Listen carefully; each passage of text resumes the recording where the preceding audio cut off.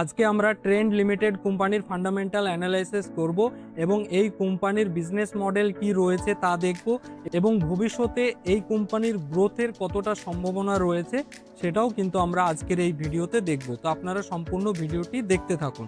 প্রথম কথা হলো, trend company retail business model follow করে, কিন্তু এখানে একটা বড় টুইস্ট আছে। এরা শুধু পণ্য বিক্রয় করে না, বরং নিজেরাই ব্র্যান্ড তৈরি করে, ডিজাইন করে এবং মার্কেটে বিক্রয় করে।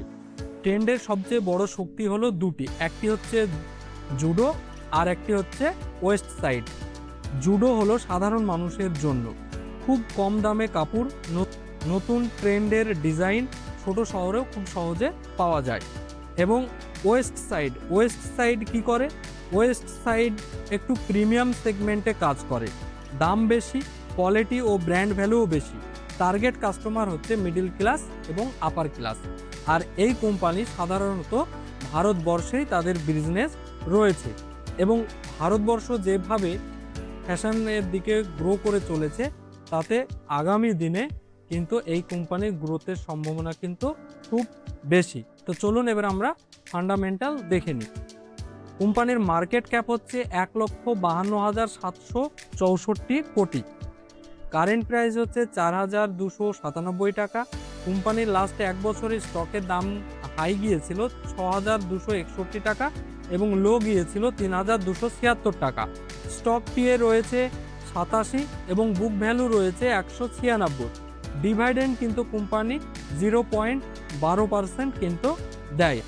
ROCE হচ্ছে 27% এবং ROE হচ্ছে 27%। এটা কিন্তু খুবই একটা ভালো দিক, অর্থাৎ 20%-এর উপরে যদি ROCE এবং ROE যদি থাকে, তাহলে সেই কোম্পানিতে ইনভেস্ট করা প্রফিটেবল হতে পারে।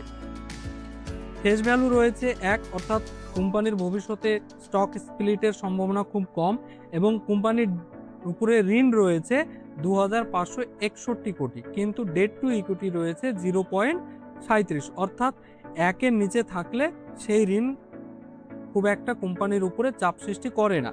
ইন্ডাস্ট্রি পিএ কিন্তু 30। এখানে একটা দেখার বিষয় রয়েছে, স্টক পিএ হচ্ছে 87 এবং ইন্ডাস্ট্রি পিএ হচ্ছে 30, অর্থাৎ ইন্ডাস্ট্রি পিএ থেকে কিন্তু স্টক পিএ অনেক হাই, অর্থাৎ স্টকের ভ্যালুয়েশন কিন্তু বর্তমানে হাই রয়েছে।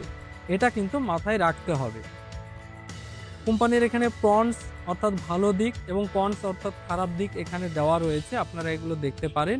এবং সবথেকে যেটা দেখার বিষয় হচ্ছে কোয়ার্টারলি রেজাল্ট কেমন করছে কোম্পানি। আপনারা যদি দেখেন, এখানে সেলস কিন্তু কোম্পানির কন্টিনিউ কিন্তু গ্রো করছে, অর্থাৎ লাস্ট জুন 2025-এ যদি আপনি দেখেন 4,883 কোটি টাকার সেলস হয়েছিল প্রোডাক্ট এবং 4,036 কোটি টাকা তাতে খরচ হয় এবং প্রফিট হয় 848 কোটি টাকা। তেমনই সেপ্টেম্বর 2025-এ কিন্তু সেলস কিছুটা কমে যায়, প্রফিটও কিন্তু কিছুটা কমে যায়, কিন্তু ডিসেম্বর 2025-এ সেটা রিকভারি করে এবং 5,345 কোটি টাকা সেলস হয় এবং 4,264 কোটি টাকা খরচ হয় এবং 1,081 কোটি টাকা কিন্তু প্রফিট হয়। এবং প্রফিট অ্যান্ড লসটা যদি আপনারা বছরের তুলনায় দেখেন, তো আপনারা দেখতে পাবেন যে এখানে মার্চ 2015 সালে সেলস হয়েছিল কোম্পানির মাত্র 2,284 কোটি টাকা, আর বর্তমানে মার্চ 2025 সাল অনুযায়ী এখানে কিন্তু 17,135 কিন্তু সেলস হয় এবং তাতে প্রফিটে কিন্তু 2,820 কোটি টাকার কিন্তু প্রফিট হয়। এখানে একটা জিনিস দেখতে পাচ্ছেন যে অপারেটিং প্রফিটটা কিন্তু কোম্পানি প্রত্যেক বছর গ্রো করে চলেছে। এবার যদি আপনারা কোম্পানির শেয়ার হোল্ডিং প্যাটার্নটা আপনারা দেখেন, তো জুন 2023-এ প্রোমোটার হোল্ডিং ছিল 37.01%, FIIS এর হোল্ডিং ছিল 25.01% এবং DIIS এর হোল্ডিং ছিল 15.81%। বর্তমানে প্রোমোটার হোল্ডিং যদি আপনি দেখেন 37.01%, অর্থাৎ প্রোমোটার হোল্ডিং একই রয়েছে। FIIS এর হোল্ডিং কিন্তু অনেকটা কমে গিয়েছে, অর্থাৎ 15.59% রয়েছে এবং DIIS এর হোল্ডিং কিন্তু অনেকটা বেড়েছে, অর্থাৎ 22.19% হয়েছে এবং পাবলিকের হোল্ডিং কিন্তু এখানে 25% রয়েছে, অর্থাৎ 75% হোল্ডিং কিন্তু কোয়ালিফায়ার ইনভেস্টরের কাছে কিন্তু রয়েছে।